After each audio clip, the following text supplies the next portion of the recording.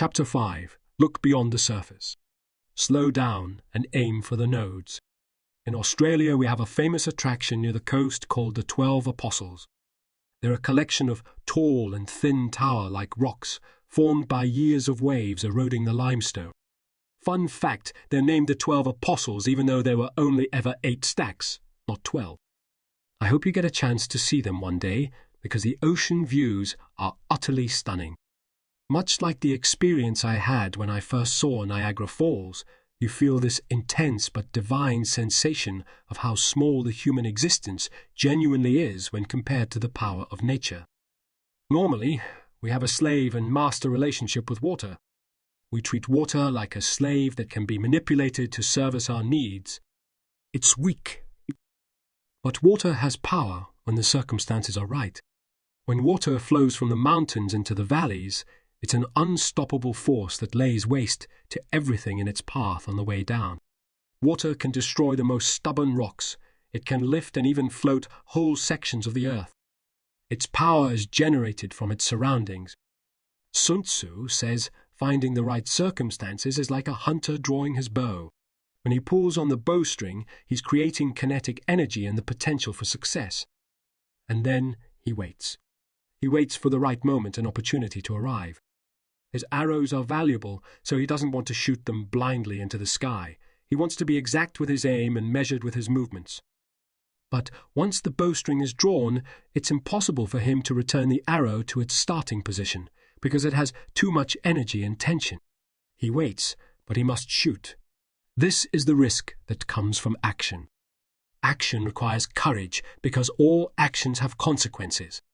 Once we have chosen a course to take, we won't be able to go back to how things once were. Sun Tzu continues to say that when the moment is right, the hunter fires. He fires and the arrow is gone. At that point, we don't need to watch the arrow, because the eagle will surely fall. Isn't this imagery beautiful? A hunter needs to understand the nature of the wind, the ground, and the degree of visibility through the morning fog.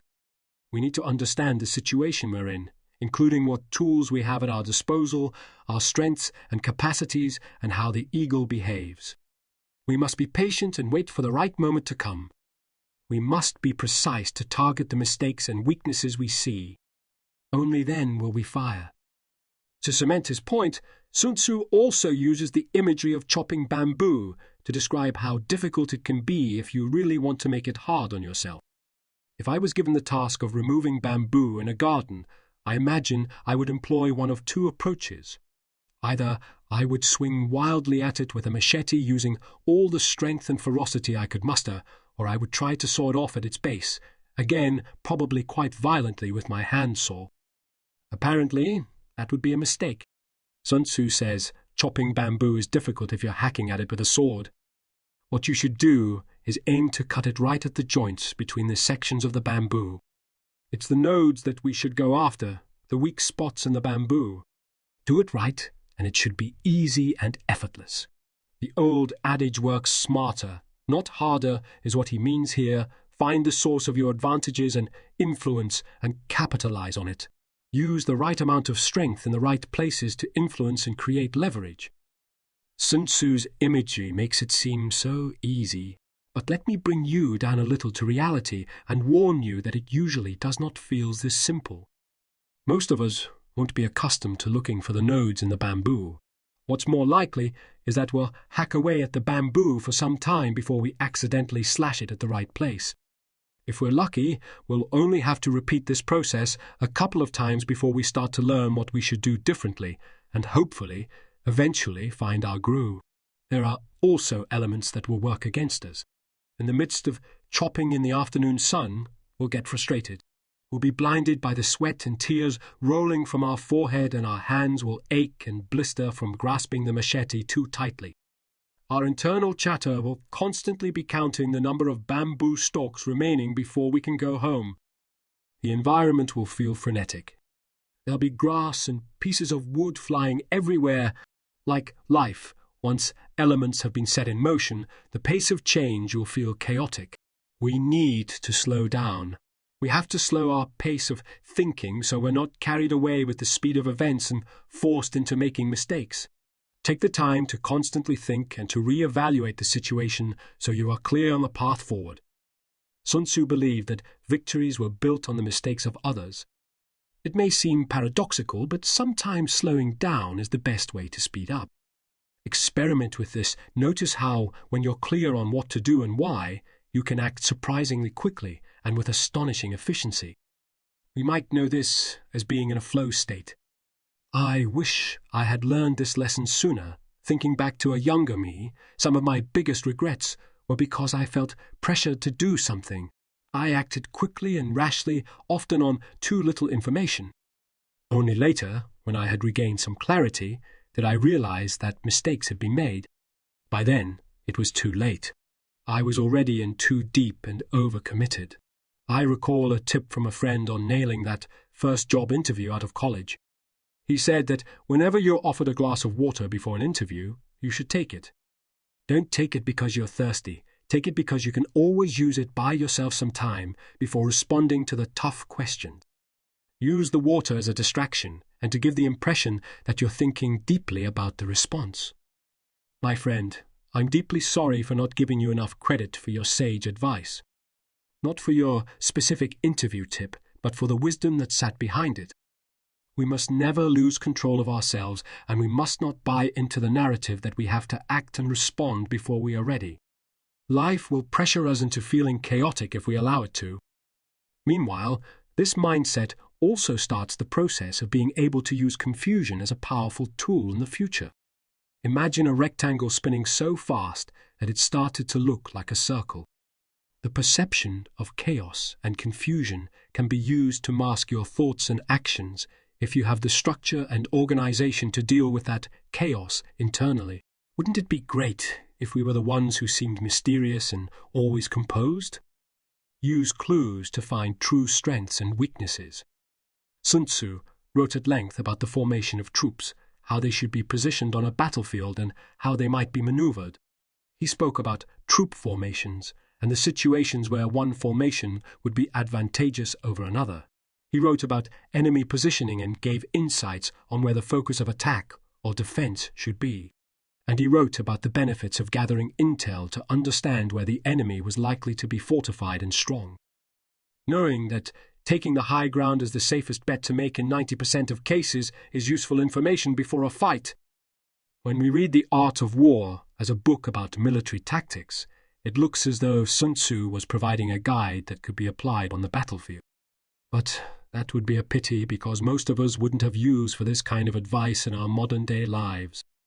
Luckily, The Art of War wasn't a book about military tactics. It was a book about approaching success and overcoming obstacles. But if that's the case, what should we take from these passages on posturing armies? The answer is that, in an illustrative way, Sun Tzu was teaching us the need to dissect a situation into its component parts in order to completely understand the relative strengths and weaknesses of the situation.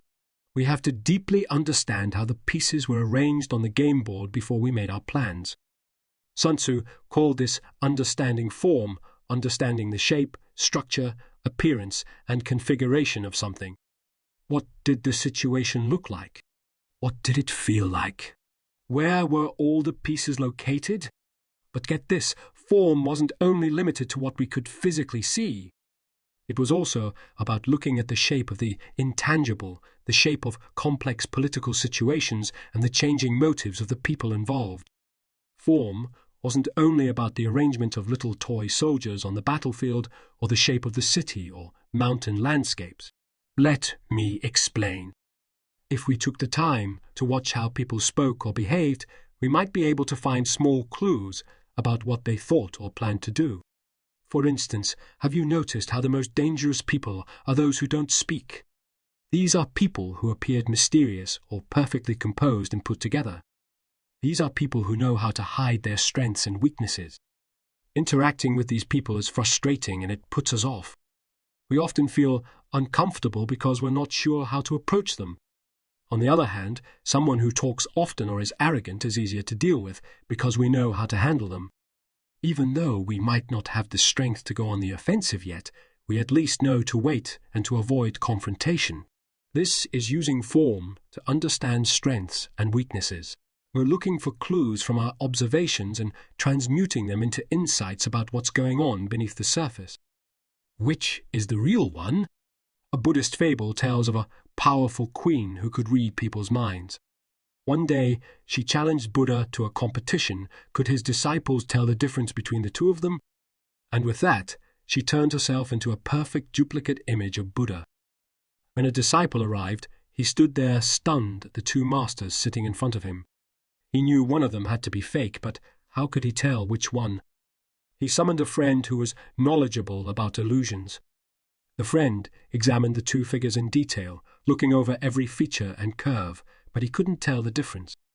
Lost for options, they went to a wise teacher for help.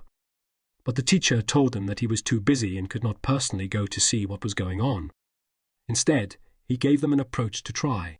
The teacher explained that even though the figures looked identical, only the real Buddha would have achieved a high level of enlightenment. Although the illusion looked like Buddha on the outside, it would not have the same degree of equanimity, thus its inner peace could be easily disturbed. When you go back, don't focus on the outside shape of the figures, focus instead on their eyes. When you go to the fake illusion again, it will find your ignorance funny. Although it won't be laughing out loud at your confusion, it will be laughing on the inside, and you will be able to notice this laughter from the movement in its eyes.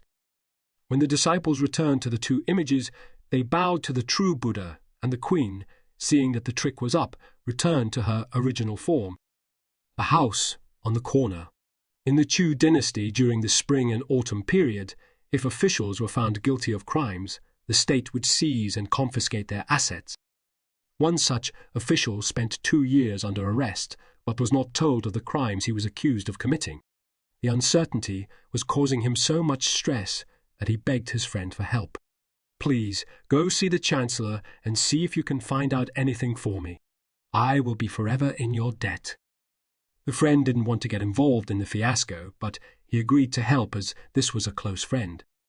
His challenge was to devise a way to find out without inquiring directly in case he was implicated. He eventually managed to get an audience with the Chancellor by posing as a buyer of antique goods. After some pleasantries, he said to him, "By the way, do you know about that house on the corner of the street? I have taken a fancy to it, and it seems to have been unoccupied for a number of years. Is the owner coming back, or could it be sold to me?" The Chancellor replied, "Unfortunately, I would not get your hopes up about that house. The house is taken, and the owner will be back soon as he hasn't been charged with any crimes." But as soon as the Chancellor finished his sentence, his expression changed. "I invite you into my home as a guest, and you have tried to trick me to get word of your friend's future. How dare you?" The friend was caught off guard and feigned innocence. "I have done no such thing. I am truly interested in the house." "You liar! You are not interested in the house. When I told you that you should not hold high hopes for the house, you should have reacted with disappointment. But instead, I saw you smile when I said it. That told me that you are not interested in owning the house at all. And if you are not interested in the house, then you must be here to find out about your friend." The friend tried to lure the Chancellor into divulging facts about his friend by asking about the future of his house. He reasoned that if he was guilty, then the state would have taken possession of his house, and the Chancellor would say that it was not available. But, of course, the friend was outwitted by the Chancellor. With enough attention to detail, even the smallest reactions can reveal the most significant insights. Look for clues about a person's character. I once worked with a company that believed in what it called radical transparency, the idea that you could put your honest thoughts on the table at almost all costs, because finding the underlying truth should trump everything else, including precious human egos and social status. The company was trying to create a meritocracy of ideas that was always about the ideas and never about the people proposing the ideas. It created the space for free discussion and dissent among the people in the room, no matter who you were or your level of seniority, without fear of retribution or retaliation. Fair enough, right? From what I could tell in my short time there, it worked, for the most part. The people who chose to stay at the company embraced the mindset and were open to regularly receiving often blunt and brutal feedback on anything from how they ran the meeting to how they chose the group's lunch for the day. But make no mistake, this was a true test of character. The turnover was high. This culture wasn't suitable for most people the company hired, especially when it came to more old-fashioned executives. Intellectually, the executives would agree with the need for feedback, but it was another ballgame when the person giving you the feedback was a 24-year-old analyst sitting across the table, embarrassing you in front of your peers. That was hard to stomach, and many broke into anger, if not tears. I would imagine that most people won't experience this kind of extreme openness and honesty in their workplace. There's a type of social glue in force at most places, one that says, let's try to keep as polite to each other and as distant as possible so we can keep the relationship cordial. But how are we supposed to get to know anyone? How do we know who's telling us the truth? The simple fact is, we don't. We can't take people's words at face value. Words are cheap. How many job candidates say that their biggest flaw is being a perfectionist? Sun Tzu knew that we had to put everyone to the test. We had to see how they responded to events, emergencies, and temptation before we knew what to believe. The Shanghai Madam. Du Yisheng was a powerful underworld leader who reigned over old Shanghai in the 1920s.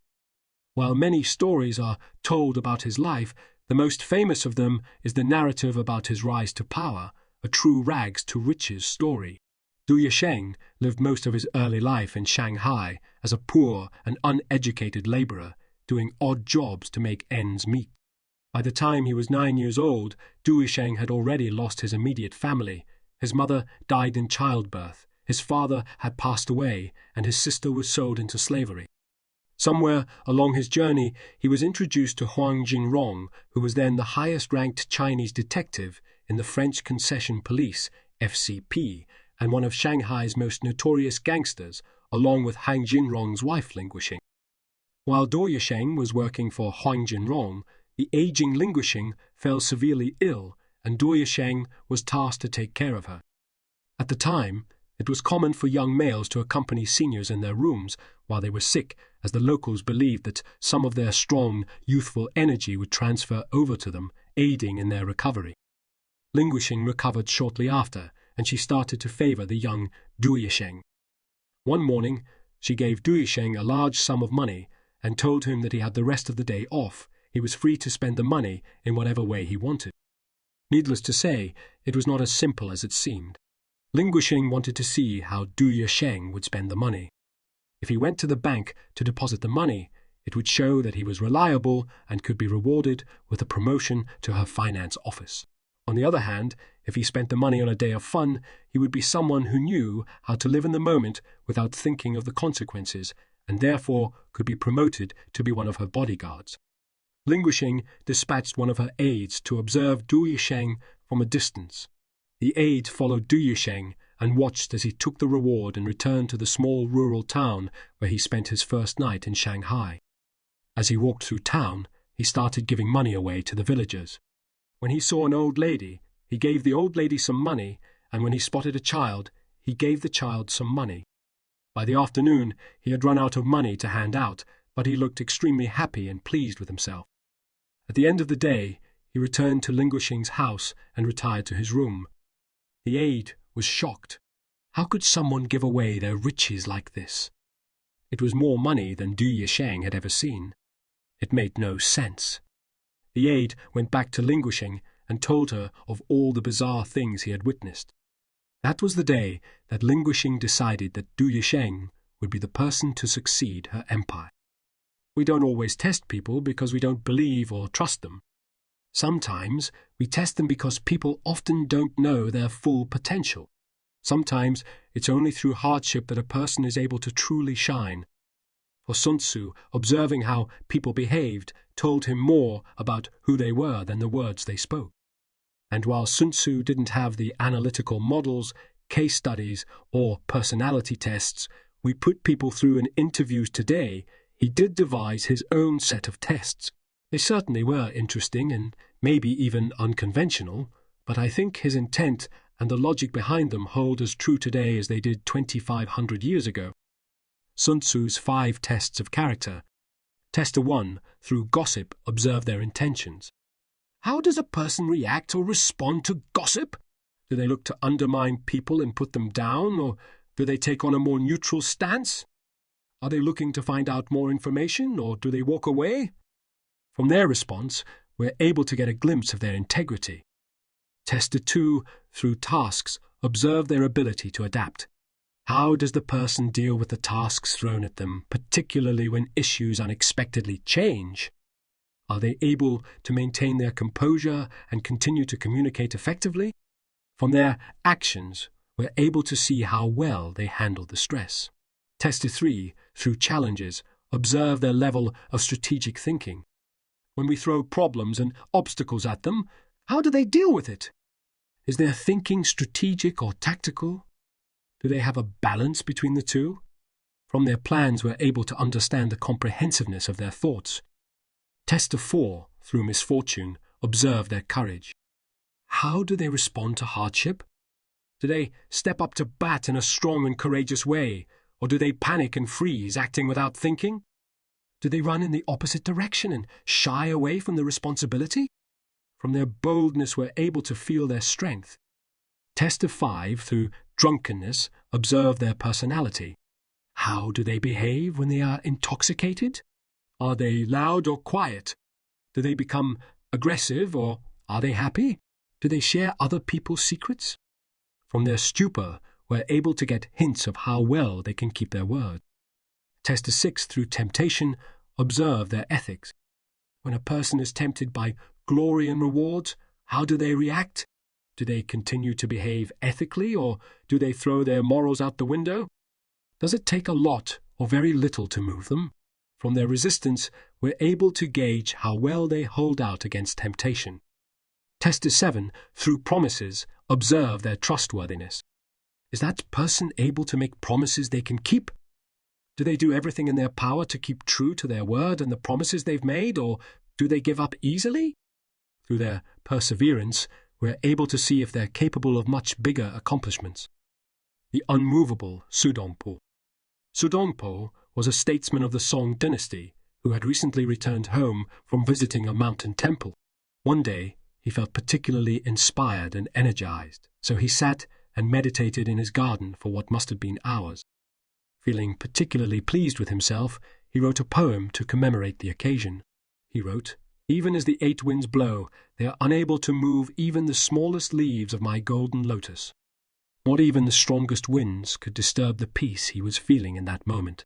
He then sent his helper to deliver the poem to the monk at the mountain monastery. A day later, the helper arrived at the monastery and gave the monk his master's letter. The monk read the letter, but instead of being delighted with his student, he yelled, "Rubbish!" He then took a brush and wrote the word garbage on the letter before giving it back to the helper. Sudongpo was furious when he read the monk's response. "How dare he write such a thing to me? How dare he mock me like this?